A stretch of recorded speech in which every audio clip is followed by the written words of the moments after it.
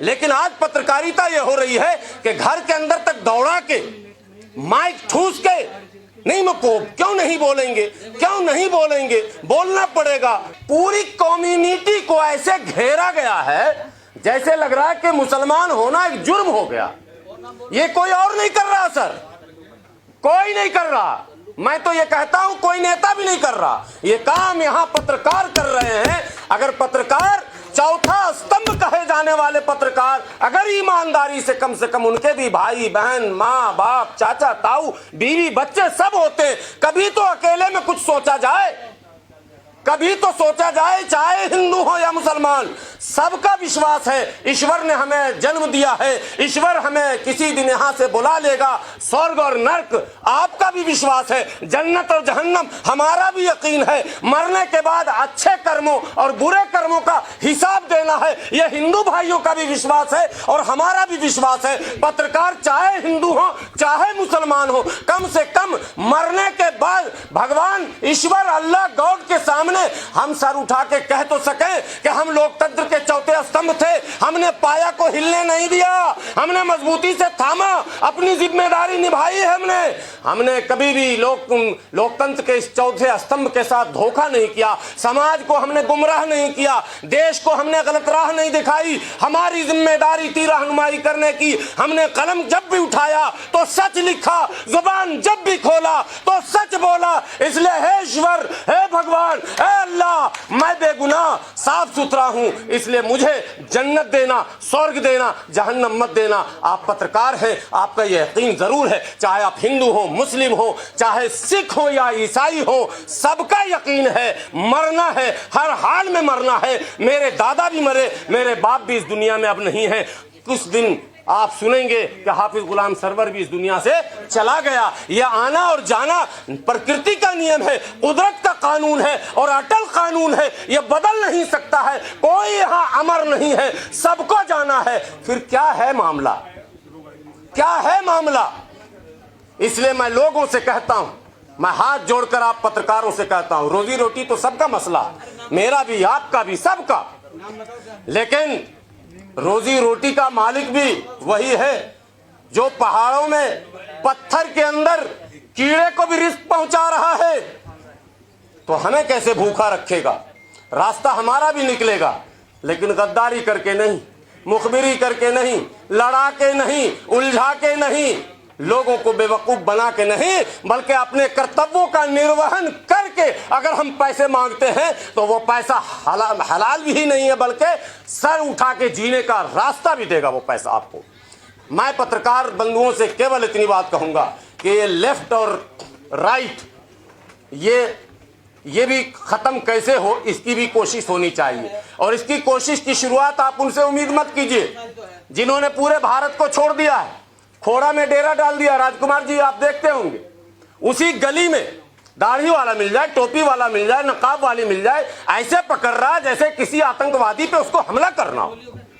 इस तरह से कर रहा पत्रकार, बुरा कोई नहीं मानेंगे, आप वीडियो देख लेंगे आप लोग। ये स्थिति बनी हुई नहीं। आप पूछिए, आपका हक अगर सवाल करने का है तो मेरा भी हक जवाब नहीं देने का है। सर मार्गदर्शन करेंगे राजकुमार जी। इसी भारत में जिस अभिव्यक्ति की स्वतंत्रता की हम बात करते हैं, आपका हक है, आप सवाल हमसे कीजिए, लेकिन मुझे यह हक है कि मैं जवाब दूं या ना दूं। मैं रिफ्यूज कर सकता हूं, मैं इनकार कर सकता हूं, यह हक मुझे है। लेकिन आज पत्रकारिता यह हो रही है कि घर के अंदर तक दौड़ा के माइक ठूस के नहीं क्यों नहीं बोलेंगे, क्यों नहीं बोलेंगे, बोलना पड़ेगा मत। इससे पत्रकारिता का स्तर लगातार गिरता जा रहा है। भद्दी भद्दी कमेंट्स लोग कर रहे हैं, ये बचाना होगा। इस मान सम्मान जो पत्रकारों का एक सम्मान है, सम्मान की निगाह से लोग देखते थे, आज पत्रकार संदेह के घेरे में है। हम पत्रकारों की ये जवाबदेही बनती है कि हम उस सम्मान को लौटा कर लाएं, और लौटा कर लाएं नहीं बल्कि समाज के बीच स्थापित करके दिखाएं। सूर्या जो 17-18 साल का लड़का था, जिसकी दुर्भाग्यपूर्ण हत्या असद नामक लड़के ने कर दी, उसकी जितनी भी निंदा की जाए, जितना विरोध किया जाए वो कम है। लेकिन सुबह उठते ही जैसे ये घटना घटी, मुझे अभी ठीक से पता भी नहीं चला, और मैं बच्चे का पेपर दिलाने सौदा गया हुआ था दिल्ली के उस कोने में, बिल्कुल टिकरी बॉर्डर के पास। CUET का एग्जाम था मेरी बेटी का। फौरन फोन आया भारत 24, 6 बजे दहाड़, नाम भी अलग अलग है, मार धार आर पार दहाड़ चिल्लाना, नाम भी रखा माशाअल्लाह। भाई ऐसी सी बात है, आपको जुड़ना है। मैं वहीं गाड़ी से जुड़ा, मुझे मुद्दे का पता ही नहीं था। जब मैंने तहकीक शुरू किया, इन्होंने पहले ही सेट कर दिया कि असद के बाप ने उसको घर बुलाया ये कह के कि आओ देखो कैसे कुर्बानी की जाती है, और घर में बुला के कुर्बान कर दिया, जबकि उसकी हत्या गली में हुई। जो DCP का बयान है और जो तमाम लोगों का बयान है, देखिए क्या मीडिया कर रही है। अब एक आपको शायद विश्वास ना हो, मुझे भी बहुत ज्ञान नहीं है, लेकिन मैंने भी माइक उठाया है। नौशाद भाई आपने देखा कि नहीं देखा मुझे माइक उठाकर घूमते? मुझे देखा किसी ने कि नहीं देखा? मैंने भी पत्रकारिता, उस तरह की पत्रकारिता जिसको पत्रकारिता आप कह रहे हैं, मैंने यूट्यूबर्स मैं रहा हूं भाई। आपने शायद राजकुमार जी नहीं देखा होगा, मैंने पूरे भारत लगभग 3-4 राज्य में बंगाल तक गया हूं। 5 साल पहले छोड़ा हूं इसको, मेरे सारे वीडियो देख लेंगे। मैं थाने के आंगन में खड़े होकर जब एंकरिंग करता था तो SHO सोचता रहता था कब ये बोलना बंद करेगा और उसको निकालेंगे हम। मुझे लगता है राजकुमार भाटी जी का भी जुड़ाव कहीं ना कहीं पत्रकारिता से किसी समय में रहा है। बहुत सारे राजनेता जी, अब तो राजनेता हैं स्थापित, अब समय कहां मिलता है। बहुत सारे राजनेता हमारे देश में MJ अकबर रहे हैं, बड़े पत्रकार रहे, राजनेता भी रहे हैं। बहुत सारे पत्रकार, ये सब एक दूसरे के पूरक हैं, जो इधर से उधर आते हैं। कई नेताओं को हमने देखा, कई सोशल एक्टिविस्ट को देखा, पहले सामाजिक कार्यकर्ता थे, राजनेता थे, पार्टी को छोड़ दिया, माइक उठा लिया। आपने भी देखा होगा, काम कर रहे हैं। वो एक ड्यूटी है जिसका निर्वहन करना। तो वो तो गंगो वाले हमारे भाई साहब जो शेर सुना रहे थे ना, आप हकीकत की अक्कासी आप कर रहे थे।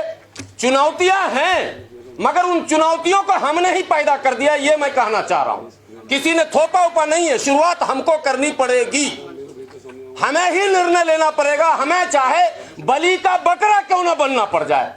कई लोग हमें भी कमेंट करते हैं, बहुत बोलते हैं आपको डर नहीं लगता? यार डर ही तो सबको मारे जा रहा, और वही सवाल किए जा रहे हो तुम सब। अगर ऐसे ही डरोगे तो उन्होंने उस शेर कहा था, मैं बार बार शेर नहीं कहूंगा, जब हम ही चुप रहेंगे तो फिर मुंह खोलेगा कौन?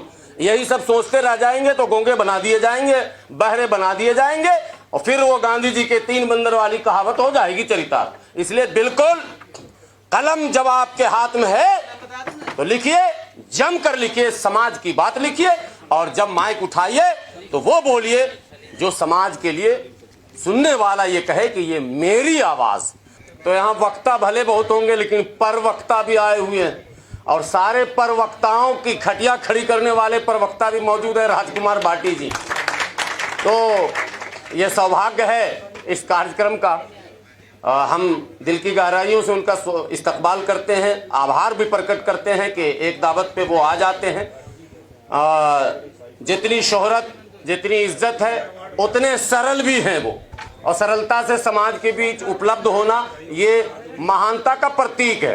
इसलिए मैं मानता हूं और ईश्वर से प्रार्थना करता हूं, अल्लाह से दुआ करता हूं कि ऐसे लोगों की आयु लंबी हो, स्वस्थ रहें, ताकि समाज की आवाज बनकर चट्टान की तरह अड़े रहें, और वो लोग जिनकी मंशा देश में रोजी रोटी, पढ़ाई लिखाई, दवाई कमाई से हटकर कुछ ऐसे नैरेटिव को सेट करना होता है जिससे पत्रकार भी भौचंका रह जाता, तो कम से कम ऐसे लोग हों जो हमेशा पोल उनकी खोलते रहें।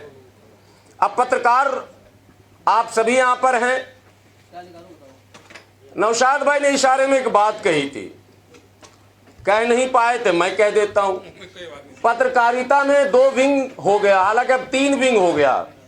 ऐसे तो जनरली हम लोग लेफ्ट राइट बोलते हैं, लेफ्ट विंग वाले, ये राइट विंग वाले। अब बहुजन पत्रकार भी हैं, अब मुस्लिम पत्रकार भी हैं। जो सिर्फ मुस्लिम की ही बात करेंगे, वो कसम खाई हुई है, बाकी की बात ही नहीं करेंगे। ये विंग विंग बनता चला जा रहा है। पत्रकारिता के लिए मुझे लगता है ये बेहतर नहीं है। राजकुमार जी, देश के अंदर बहुत सारी घटनाएं घटी हैं। दो प्रमुख घटना जो इस समय चर्चे में है, एक है खोड़ा। आप सभी पत्रकार यहां पर हैं, बहुत बहुत शुक्रिया, बहुत बहुत आप लोगों को बधाई। पत्रकारिता दिवस की और पर्यावरण दिवस की हार्दिक शुभकामना, और शमशाद मसूदी साहब को और उनके सभी सहयोगियों को मेरी तरफ से बहुत बहुत बहुत बधाई, जिन्होंने मेहनत